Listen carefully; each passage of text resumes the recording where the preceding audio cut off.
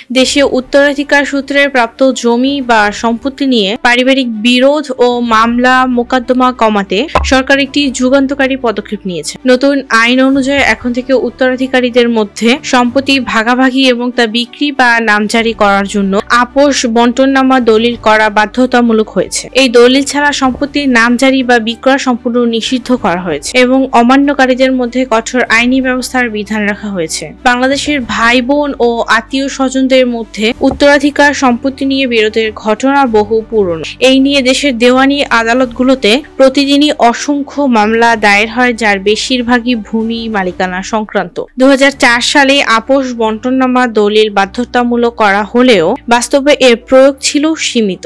অনেকেই মৌখিকভাবে বা সাধারণ স্ট্যাম্পে চুক্তি করে জমি ভাগাভাগি করতেন, যা পরবর্তীতে ভয়াবহভাবে আইনি জটিলতা সৃষ্টি করত। এই সমস্যা নিরসনে ও স্বচ্ছতা আনতে সরকার নতুন এই কঠোর বিধান কার্যকর করেছে। নতুন আইন অনুযায়ী যে পরিবর্তনগুলো আনা হয়েছে সেগুলো হলো: নাম্বার 1, বাধ্যতামূলক বন্টননামা দলিল। উত্তরাধিকার সম্পত্তি ভাগ করতে হলে এখন থেকে অবশ্যই রেজিস্ট্রি অফিসে গিয়ে সকল শরিকের উপস্থিতিতে আপোষ বন্টননামা দলিল রেজিস্ট্রি করতে হবে। নাম্বার 2, মৌখিক বন্টন বাতিল। এখন থেকে কোনো রকম মৌখিক ভাগ বন্টন আইনগতভাবে গ্রহণযোগ্য হবে না এবং ভবিষ্যতে দলিলের ভুল সংশোধনের সুযোগও বন্ধ করে দেওয়া হয়েছে। নাম্বার 3, নামজারি ও বিক্রয় নিষিদ্ধ।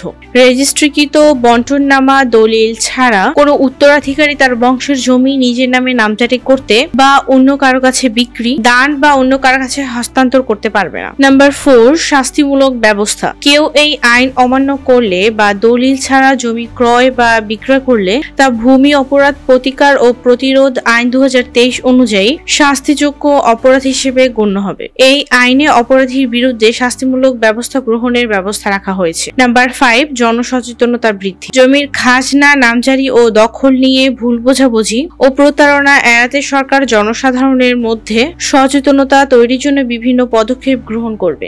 এই নতুন আইনের প্রভাব সবচেয়ে বেশি পড়বে সেই সব পরিবারের ওপর যাদের পূর্বপুরুষের জমি এখনো শরিকদের মধ্যে আইনসম্মতভাবে ভাগ বা বন্টন করা হয়নি। নতুন নিয়ম অনুযায়ী এসব অবিভক্ত সম্পত্তি বিক্রি বা দান করার আগে অবশ্যই সকল শরিককে একত্রে বসে রেজিস্ট্রি অফিসের মাধ্যমে আপোষ বন্টননামা দলিল সম্পন্ন করতে হবে। এটি একদিকে যেমন স্বচ্ছতা নিশ্চিত করবে, তেমনি ভবিষ্যৎ প্রজন্মের জন্য বিরোধের পথ বন্ধ করবে বলে আশা করা যাচ্ছে। বেশিরভাগ মালিক ও ভাড়াটিয়ার মধ্যে ফ্ল্যাট নেওয়ার চুক্তি হয় মৌখিকভাবে।